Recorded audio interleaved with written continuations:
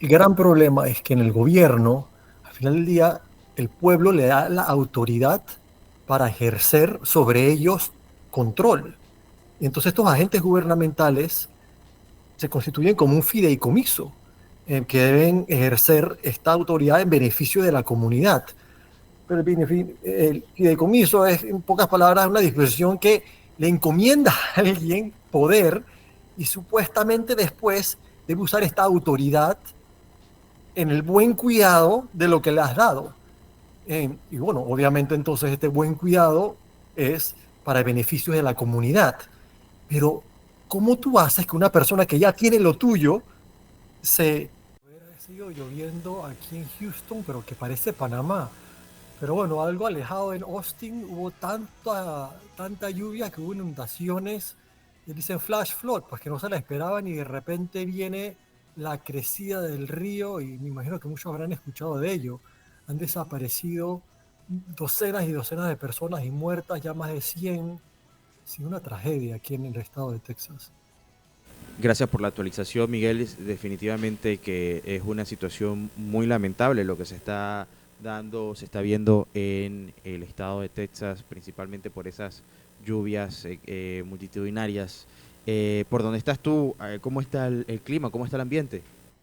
Bueno, por suerte no está lloviendo tanto, no a ese nivel que hay inundaciones que ponen la vida de las personas en peligro. Pero bueno, pero sí ha estado lloviendo en todo el estado, ha estado lloviendo, pareciera tropical acá. Y bueno, como ya se ha visto en otras áreas todavía aún más. Y bueno, y cuando hay un río y crece, está la crecida, puede ser que venga de lejos, que ni siquiera está lloviendo necesariamente donde tú estás, o no está lloviendo tan duro, así que no te lo esperas. Y aparentemente eso fue lo que pasó.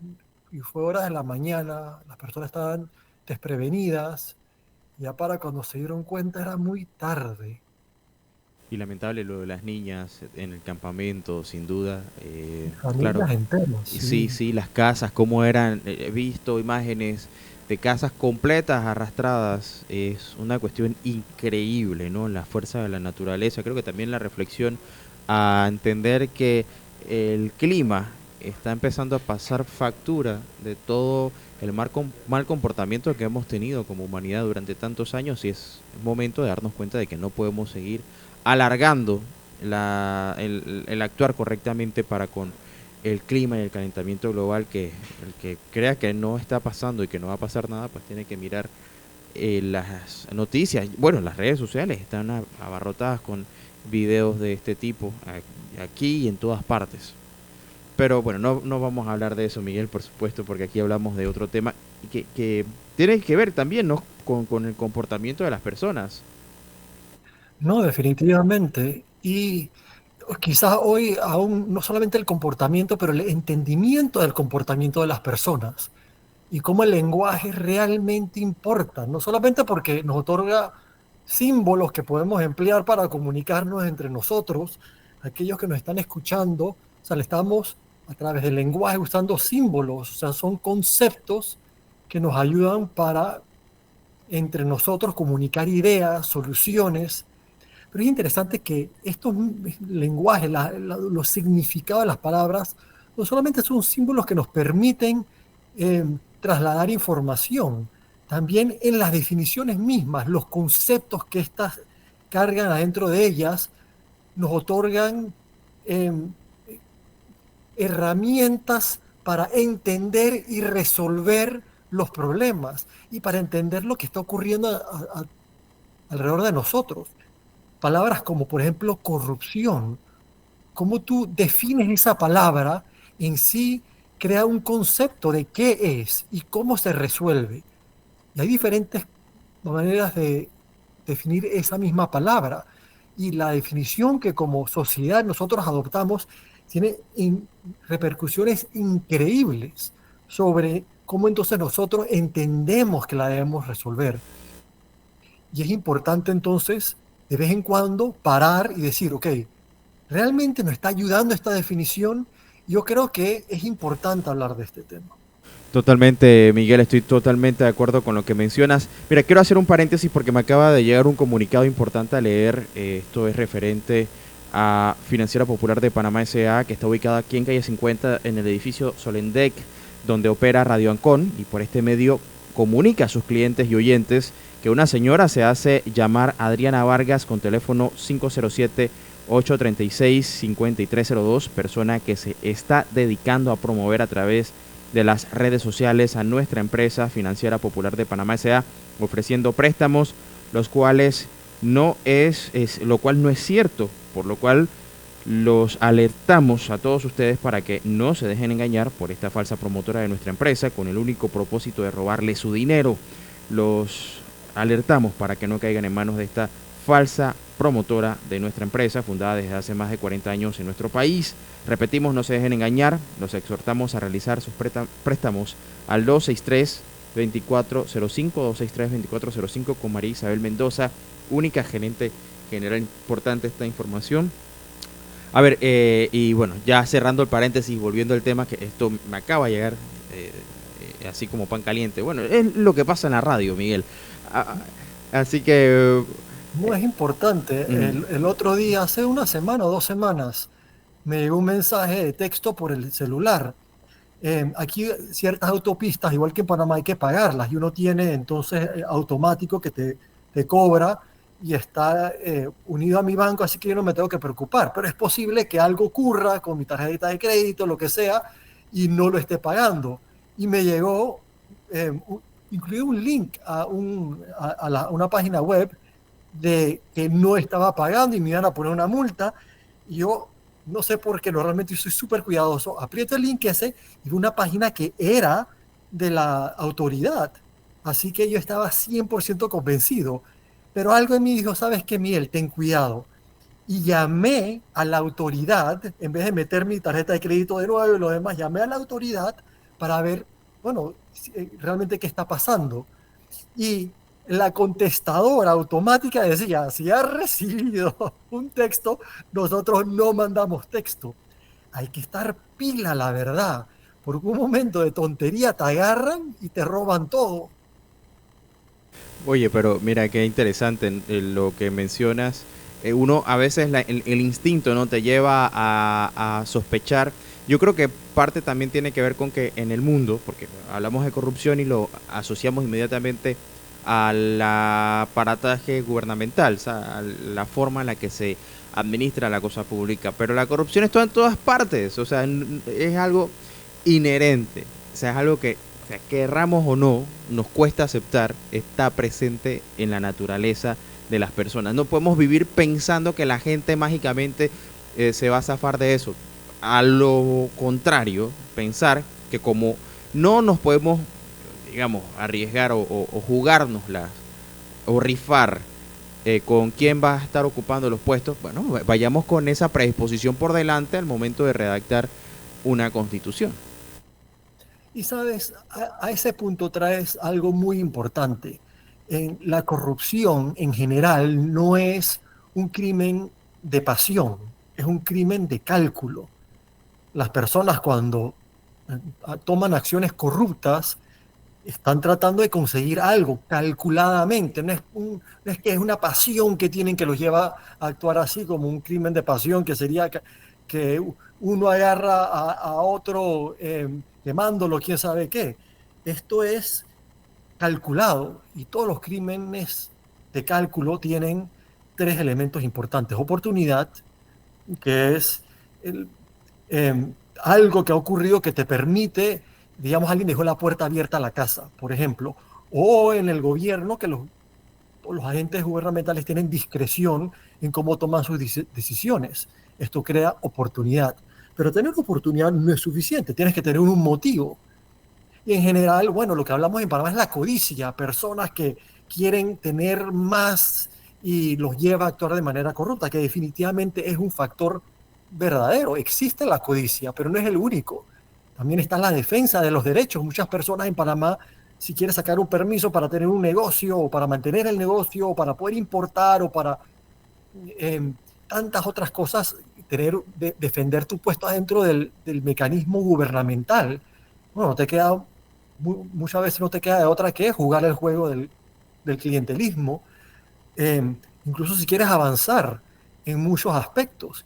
O sea, incluso si tú quieres que el gobierno te dé una ayuda para poder ir a estudiar, muchas veces, incluso si tú te la mereces, si quieres hacerlo bien, tienes que jugar el juego, que alguien te firme la tarjeta, que vayas con la firma de, mira, eh, eh, el legislador me está diciendo que me la deben dar, porque si no, no juegas ese juego no te la van a dar y tú lo que quieres es avanzar en tu vida.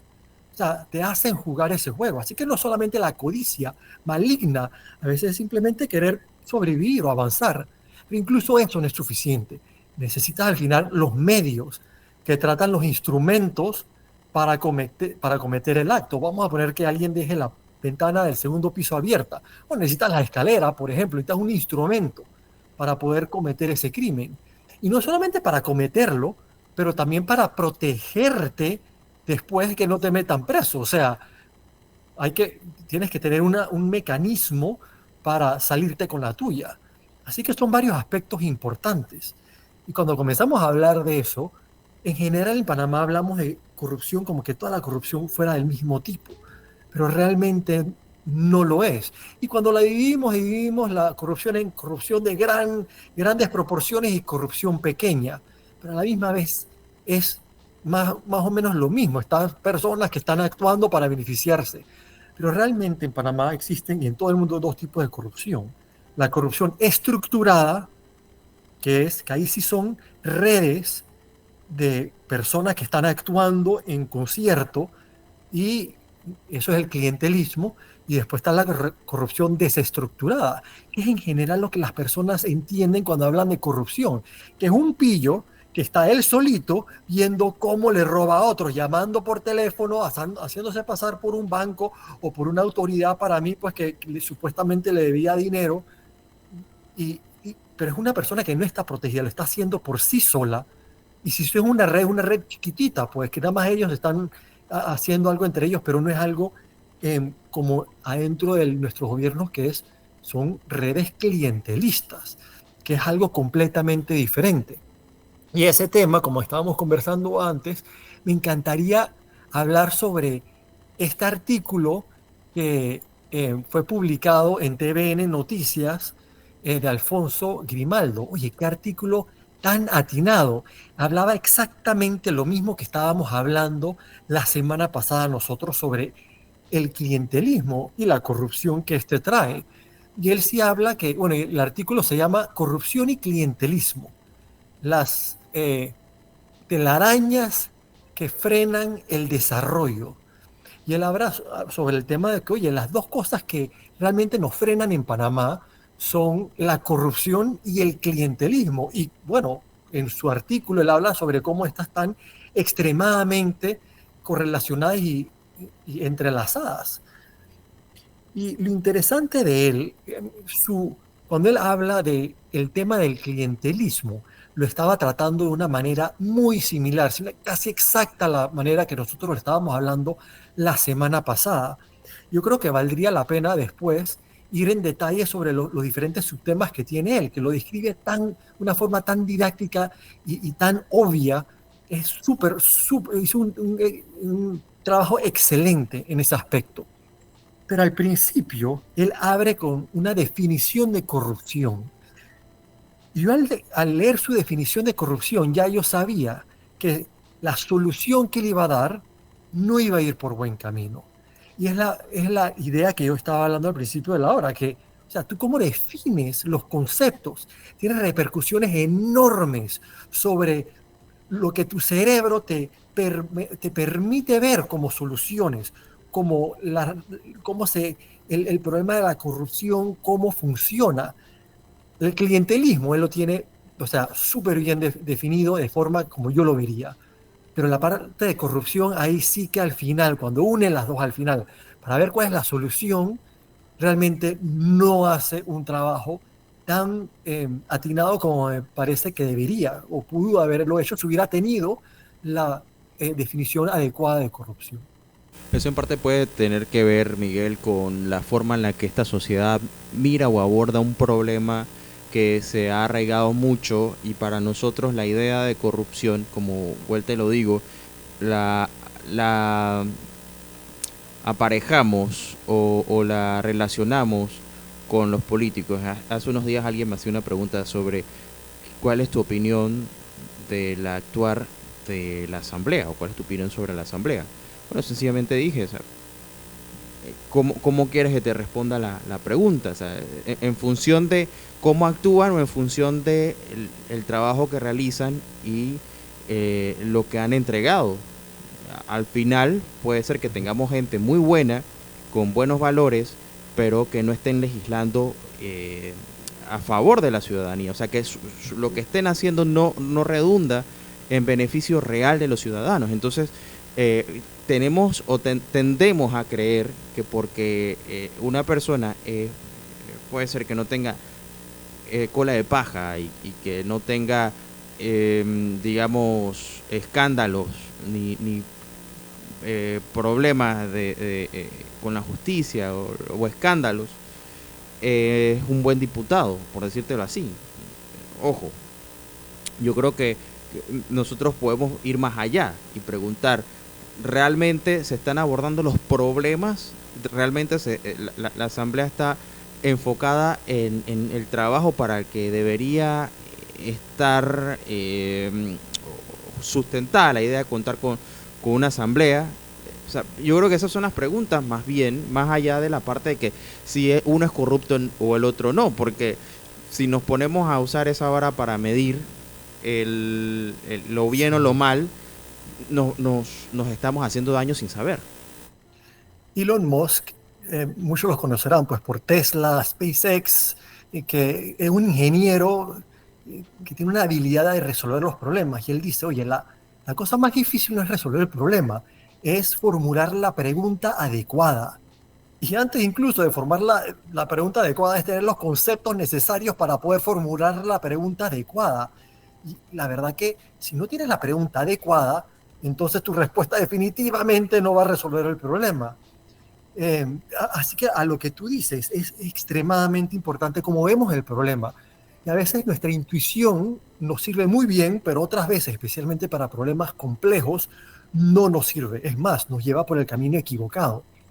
Y aquí está, por ejemplo, él cómo define la corrupción. Y él dice, puede entenderse como el uso de los recursos públicos para beneficio personal.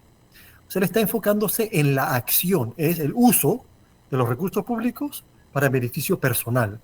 Y él pone un ejemplo, cuando un político usa el dinero del Estado para enriquecerse o para financiar de forma irregular su campaña política. Sí, de nuevo, es lo que está haciendo, es la acción de la persona. Y él nos aleja de la definición que se usa día a día en Panamá. Por ejemplo, Transparencia Internacional lo define muy, muy parecido a como lo pone él. Abuso del poder para beneficio privado. De nuevo, el énfasis está en la acción, en el abuso del poder para beneficio privado. Pero si vemos, y, y- y es bien detallista esto, pero nos lleva por mal camino esto porque perdemos un énfasis muy importante, que es lo que nos enseña cuando entendemos que la corrupción es una acción, no es una basado en acto em, de es un crimen calculado, no es un crimen de pasión, un crimen calculado en que que tienes oportunidad, motivo, medio, que no, si nos ponemos a ver esto, una mejor definición de corrupción sería entonces eh, el, ¿dónde la tenía? La tenía aquí escrita. Eh, Se me fue. Aquí está. El uso de la función pública motivado por intereses privados en oposición al interés general. El énfasis ahora está en la motivación, de nuevo. Es, ¿qué es la corrupción? El uso de la función pública motivada por intereses privados opuestos al interés general. sea, así que la pregunta, el concepto es un poco diferente. No es en que cómo están actuando, sino en cuál es su motivo para actuar de esa manera. De nuevo, o sea, cuáles son entonces sus oportunidades, sus motivos y sus medios para poder actuar de esa manera. Ya no es porque la persona, no es su acción la que es el problema, es, de nuevo, es su motivación.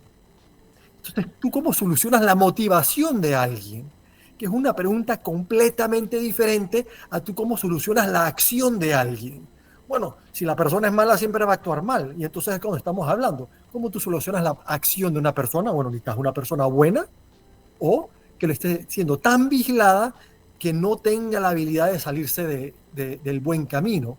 Y ahí está entonces lo de Transparencia Internacional, que ellos es la transparencia, que todo el mundo lo vigile y no tenga entonces eh, libertad de acción indebida, o la otra es simplemente tener a ángeles. Eso Ah, es cuando te enfocas en la acción, pero cuando amplias la definición, la acción todavía sigue siendo un aspecto muy importante, sin duda alguna, o sea, uso de la función pública, pero es motivado abre el campo. Ahora el motivo también tiene una importancia fundamental en la corrupción y el motivo se puede modificar. bueno, Miguel, tengo que irme a un cambio comercial porque se nos ha ido la primera media hora, pero me gustó mucho eso. En una se condena la acción, en la otra se condena más bien la actuación. ¿Y cuál de estas Motivo. realmente es la que pesa más? Y ese motivo quizás es el que podemos ahondar después del cambio. Y hablar de esto es bien interesante, ¿no? Una definición de corrupción, sobre todo en la parte eh, de la administración pública, en la política, como lo Ujú. vemos como sociedad, de qué manera realmente se erradica el germen, pero de forma eh, eficaz, ¿no? Eh, y no es cambiando a la gente. Yo creo que por ahí no es. Así que nos vamos a cambio, Miguel, y ya volvemos con más de las tardes relax. Está con nosotros desde Houston, Texas, Miguel Herros. Nos acompaña cada miércoles. Hablamos de estructuras para crear justicia. Un aspecto que ya hemos tocado antes, pero me gusta cómo ahora ponemos la definición y cómo entendemos un mal endémico. Yo lo he dicho aquí. En 2019 se hizo muy famosa, creo que entre 2018 y 2019, muy famosa un hashtag que era no a la corrupción. Y estaba en todas partes y la gente lo pegaba en los carros, en las pancartas. Y yo me preguntaba, Miguel, wow, yo decía, ¿será que con esta campaña y estos hashtags y estas protestas, el que está cometiendo corrupción va a decir, yo no voy a ser más corrupto? Y yo decía, ok. O sea, yo estoy de acuerdo con que no debe haber corrupción, pero me voy más allá y pregunto, pero si no la queremos, ¿cómo atacamos el problema? Y yo creo que muy bien lo has definido tú, entendiendo cuál es su definición correcta y es basada en los motivos detrás de la persona que comete los actos, más allá de los actos, porque hoy hay personas que han dicho, quiero participar y ahí los ves, ¿no? Que ahora también son parte de un problema y también están siendo atacados, pero antes de ser parte de un puesto de gobierno, eh, ellos eran de los que más vociferaban y Ujú. decían no sé qué, y ahora son las víctimas de un sistema que sencillamente no hemos querido cambiar. Es interesante que el gran problema es que en el gobierno, al final del día, el pueblo le da la autoridad para ejercer sobre ellos control. Y entonces estos agentes gubernamentales se constituyen como un fideicomiso, que deben ejercer esta autoridad en beneficio de la comunidad. Pero el fideicomiso es, en pocas palabras, una disposición que le encomienda a alguien poder y supuestamente después debe usar esta autoridad en el buen cuidado de lo que le has dado. Y bueno, obviamente entonces este buen cuidado es para beneficios de la comunidad. Pero, ¿cómo tú haces que una persona que ya tiene lo tuyo se actúe de manera en beneficio tuyo, no de él con lo que le acabas de dar? O sea, ahí viene la definición en general, que bueno, cuando usan esa cosa pública, ese fideicomiso en beneficio personal, entonces eso es lo que es la corrupción. Pero la realidad a la misma vez es que mientras que esa parte es cierta, el fideicomiso te da a entender que el fideicomisando tiene que tener un interés, tiene que tener un motivo, tiene que tener algo para hacer el bien común. Entonces, pero si esa motivación está en contraria a la personal, es cuando vienen los problemas. Y aquellos que han solucionado el problema es la parte más fácil en la ecuación, no es cambiar a las personas, no es vigilarlas, especialmente cuando ellos son los jueces, los fiscales y todo lo demás, en crear nuevas formas de interactuar para crear motivaciones distintas. Ese es el truco. Pero a la misma vez yo creo que es importante entonces hablar de cuál es si este es el truco. Bueno, sabemos, y era lo que hablaba Alfonso Grimaldo, de bueno, pero esto es lo que es la corrupción, pero ¿cómo se hace, cómo se ejerce en nuestro país la corrupción? Y al estudiar el clientelismo, que son las redes de corrupción estructurada, al estudiarlas nos da un buen sentir de cómo funcionan y cómo se solucionan. Y él hace un muy buen trabajo en eso. Y creo que es importante que hablemos un poquito de ese aspecto. Hablemos de eso, Miguel. Sí, bueno, él lo divide en diferentes subtítulos. El primero, él define entonces qué es la corrupción para él, que ahí yo creo que es como que un aspecto importante de cualquier cálculo, que es la corrupción, y después entonces él habla de la parte de, ahora que es el clientelismo, y ahí hizo un trabajo estupendo. Número uno, él habla que, primero que son redes, él habla, yo estoy totalmente de acuerdo con él, son relaciones clientelares entre un cliente y el patrón. Así que y este patrón entrega beneficios utilizando los recursos públicos. Entonces, parte del problema número uno es que tiene mucha discrecionalidad, es una realidad y algo que nunca se va a poder eliminar. Así que, y bueno, entonces las personas, usualmente para obtener los políticos votos, para la colaboración de otros dentro del aparato gubernamental, entonces, bueno, ellos otorgan algo, algo de valor a las personas para que le den el voto o los puestos, por ejemplo, adentro de la organización gubernamental para que usen entonces su autoridad, estos subalternos, para fortalecer y expandir la red clientelista, que es algo completamente verdadero lo que él está diciendo. Y así, entonces, hayan leyes contra la corrupción, van a ser ignoradas, porque las mismas personas que deberían estar creando las leyes y después aplicándolas son los que se benefician de no hacerlo, porque son los que están usando las herramientas del Estado para beneficio de la red clientelista y a la misma vez para su beneficio. Así que este es uno de los aspectos súper importantes que él dice. Número dos está entonces las deficiencias que crean. Y es una realidad que hablamos un poco de la semana pasada. Cuando las instituciones están carcomidas por estas redes clientelistas, las instituciones no apoyan a las personas, no tienen la habilidad, porque todas están actuando como arrieritas en beneficio de la red clientelista, usando los bienes públicos, no en general algo ayudarán al bien general, pero es más para cómo utilizarlo para beneficio de la red clientelista y especial para sus miembros y aquellos de la jerarquía más alta. Entonces, esto hace que la población, ya como no puede depender de que el bien público sea otorgado de forma general, tengan que depender de estas mismas redes clientelistas para poder conseguir algo de los bienes que las instituciones deberían de estar dándole. Si tú quieres tener acceso a estos bienes públicos, necesitas entonces mantenerte en bien con las redes clientelistas. La población al final depende, o grandes porciones de la población depende de estas mismas redes clientelistas para que le resuelvan los problemas. Así sean las mismas instituciones que deberían estar dándoselo de manera gratuita, o no solamente gratuita de dinero, pero sin color de quién tú eres.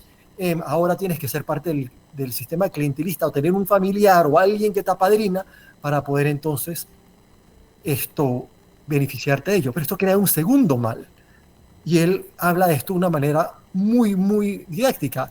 Entonces existe, él escribe, una competencia entre las redes clientelistas, por ejemplo, el Ministerio de Desarrollo Social, con prioridades y conceptos diferentes del éxito. O sea, la red clientelista, el éxito para ellos es conseguir más poder, más clientes. Y para ello entonces no es dar desarrollo social, es que la gente dependa de ti. Así que tú realmente no quieres estar dando buen servicio, porque entonces la gente no va a depender de ti. Tú quieres dar mal servicio, que es completamente cierto. Y mientras peor servicio, creas más necesidad en apegarte a la red clientelista. Entonces le das más fuerza a la red y los partidos, entonces tú ves, están en general, obviamente hay todo tipo de personas que se meten a los partidos, gente muy ideológica que sí quiere hacerlo bien, pero en general son, bueno, partes de la red clientelista. Ese es otro. Y bueno, Alfonso sigue entonces el siguiente es las víctimas. ¿Quiénes son las víctimas aquí? Bueno, obviamente los más vulnerables en nuestra sociedad son los que más le pega. Pero yo agregaría, no solamente son los más vulnerables, son todos aquellos que dependemos de tener una buena infraestructura para nuestros negocios, para nuestro quehacer diario, para educar a nuestros hijos. Todos perdemos. Pero incluso los mismos políticos y aquellos dentro de la burocracia son víctimas, porque si no juegan el juego del clientelismo, no tienen chance de salir para adelante. Un político, y él habla sobre esto también, un político que no ofrece clientelismo, o tú como alguien que podrías apoyar a un político, tú dices, oye, yo dependo de estas redes clientelistas. ¿Qué me sirve apoyar a un buen político si después no me va a dar acceso a estas redes clientelistas? Mejor apoyo al que yo sé va a actuar en beneficio mío directo. Así que los políticos que quieren ir bien tienen que jugar al juego político, o en general, siempre hay excepciones, o sea, muy meritosas, pero creas este gran problema. El siguiente, entonces, él comienza a hablar del monitoreo. Y aquí es cuando él comienza ya a irse un poquito más por la parte de transparencia. Y es cuando se ven las manos de esta mala definición que él emplea. Realmente, él pregunta, ¿sirven las redes clientelistas para generar apoyo político? Y bueno, obviamente él dice que sí. Esto era lo que estaba hablando en Antitos. Los partidos políticos obtienen el apoyo gracias a que le otorgan recompensa a los militantes, y esto crea pirámides. Así que los jefes políticos no solamente es como que están flotando ahí arriba, sino que ellos negocian por apoyo político con los electores y dirigentes regionales, y estos, a su vez, entonces con apoyo de subalternos, y a través de ello entonces distribuyen los bienes públicos. Así que ellos sí monitorean que también le va a su sistema clientelista. Bueno, están dando apoyo. ¿A quién estamos dándole beneficios y puestos públicos? Y estas personas en los puestos públicos están empleándolos para fortalecer nuestras redes clientelistas y para enriquecer especialmente a la jerarquía dentro de la red clientelista. O sea, ellos tienen maneras bien fáciles de monitorear esto, que es una realidad. Y el impacto entonces que tiene, que es otro de los aspectos, es que todos dependemos entonces de las redes clientelistas, o una porción grande de la población por lo menos depende de ella. Así que la solución que él dice, bueno, si este es el impacto, eh, ¿qué se puede hacer si tal sistema debilita la rendición de cuentas, ya que el dinero público se maneja, escribe él, de forma irregular, y los políticos clientelistas evitan la transparencia para no exponer sus redes? Entonces debilitan la institucionalidad. Así que él dice, el problema es, al final, que se pueden salir con la suya. O sea, los políticos no tienen interés, y es la verdad, en que la transparencia sea algo que funcione adentro del gobierno, que la gente no sepa lo que están haciendo. Es una realidad. Pero en Panamá todo el mundo sabe lo que están haciendo. Y los fiscalizadores que deberían, o sea, ser los que están poniendo alto al mal manejo, son parte de las redes clientelistas. Obviamente no van a hacer, no van a facilitar que exista esta transparencia, pero tampoco, incluso cuando se conozca, no van a ejercer la autoridad necesaria que ellos tienen, sean fiscales, contralores o lo que sea, para hacer que los que lo están haciendo mal paguen, especialmente si son aquellos adentro de la red clientelista. Ahora, si es alguien de una cuantía de corrupción menor, a eso sí le va a caer la ley, pero si son del mismo grupo, va a haber protección, y es lo que vemos. Así que él ve, bueno, entonces, ¿cuál es el problema? Si ellos se protegen a sí mismos, no van a cambiar las leyes porque les benefician estas leyes, no van a fortalecer la transparencia. Entonces él dijo, bueno, Francisco Valerian, que es el presidente de Transparencia Internacional, que visitó Panamá hace poco, él dice las tecnologías para crear herramientas para que realmente haya transparencia. Ya cuando sea, me imagino que ChatGPT o quién sabe qué otra herramienta inteligencia artificial, va a dar una transparencia que va a ser muy fácil ver, va a ser muy fácil auditar. Pero los que están auditando ya saben lo que está pasando. Todos en Panamá ya sabemos lo que está ocurriendo. Y ahí es cuando él se enfoca entonces en las personas. Bueno, y es la solución, no en las personas, pero en quitarle la discreción a las personas a través de la transparencia, porque es lo único que da esta definición que tenemos cuando hablamos que la corrupción es el uso de los recursos públicos para beneficio personal. Bueno, entonces está en la persona, está en la acción de la persona. Así que hay que quitarle la discreción, hay que tener mucha transparencia. Y bueno, y hay otro grupo que dirá, hay Claro. que poner a personas buenas, pero no hacen el salto de que nosotros también tenemos control sobre quién Sí. es el fiscalizador, quién es el juez, quién es y no solamente quién, pero a quién le deben, que es lo más importante, no quién, pero a quién le deben su puesto, de quién dependen ellos. Y aquí es cuando entro yo. Hizo un muy buen análisis, pero al final esta definición no le dejó dar el último salto, que es que, oye, ¿qué podemos hacer para hacer que la misma persona responda a un motivo diferente? ¿Cómo cambiar su motivación? Que ya el fiscal o el contralor no sea parte de la red clientelista, que sea elegido por separado, por ejemplo, que es lo que han hecho en los Estados Unidos. Son ya pasos, él ya se da por vencido. ¿Sabes qué? No podemos cambiar ese hecho, que ellos son parte de esta red clientelista.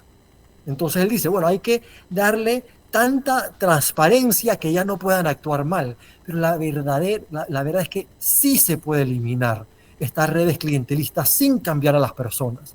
Y ese es lo que Madison nos enseña. Y esa es la gran promesa de la democracia liberal basada en lo que inventó James Madison.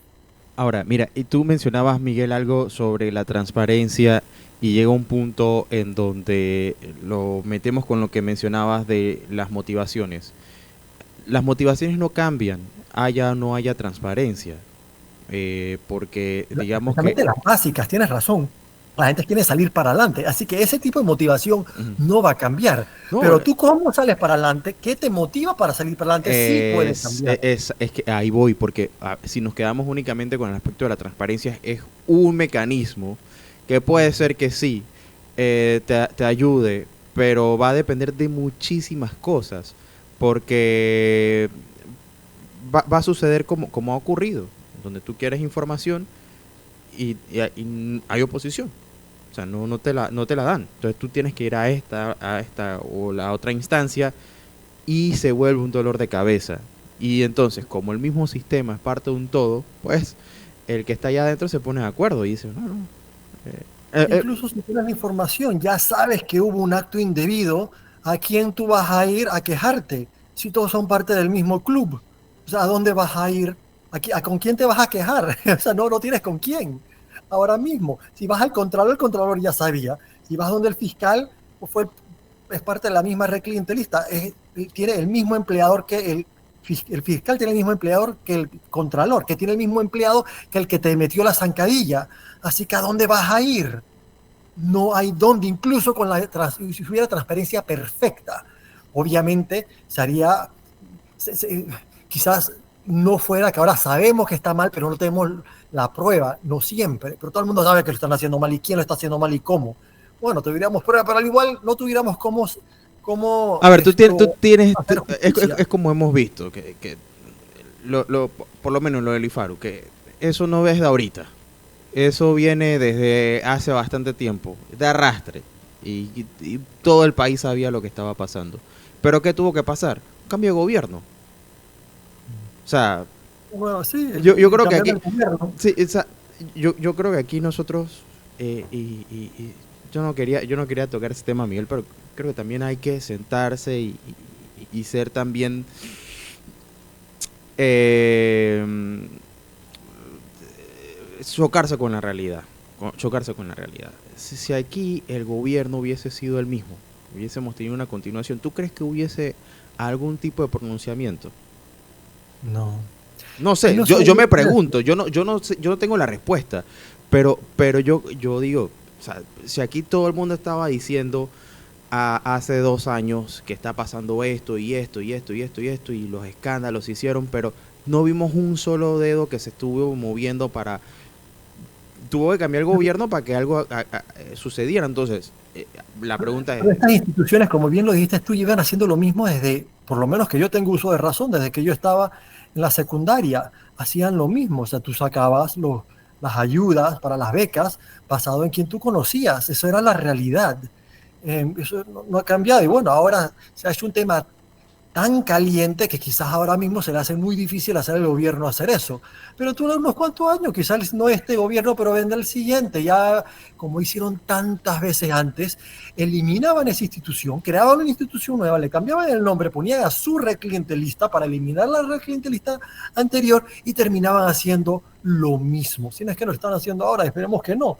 Pero, y bueno, y ese es un tema. ¿Y ha habido o va a haber realmente eh, castigo? ¿Va a haber alguien que tenga que regresar el dinero? El sistema está diseñado para que se protejan. Dios quiera que alguien salga. Y si alguien sale, pobrecito, porque va a ser uno que lo agarraron de chivo expiatorio. Bueno, pobrecito nada, porque se lo merecerá, pero al igual, no sé, es un tema que si no se soluciona de raíz, las redes clientelistas al final van a corromper el sistema de nuevo, porque eso es lo que están diseñadas para hacer. Y eso es lo que nuestro sistema motiva a las personas a hacer con el poder.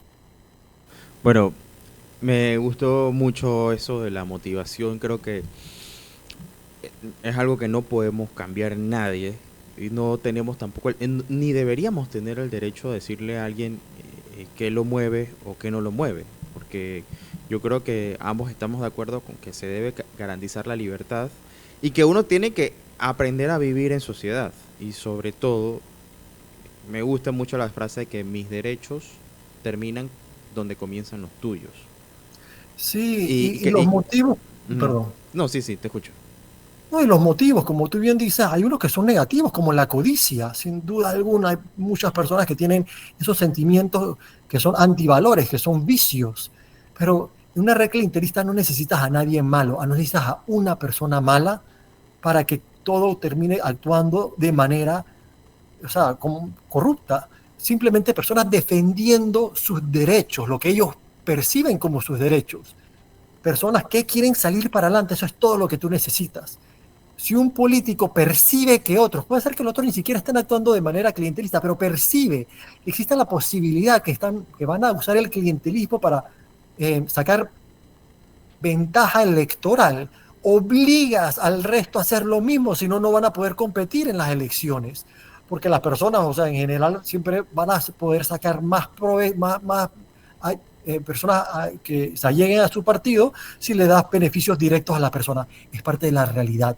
Así que bueno, ya tienes que competir y las personas que en un sistema clientelista dicen, bueno, que no me uno a un partido que me dé beneficio y protección, entonces voy a estar a descubierto y voy a estar perdiendo mis derechos y no necesitas a una persona mala para que funcione así. Y tras eso en nuestro país, y ni en una sociedad, y ni en un país, todos son ángeles. Así que no es que necesitas incluso un lugar donde todos son buenos, funcionaría idéntico, y ni un país todos son buenos. Así que ahí sí que estamos fregados.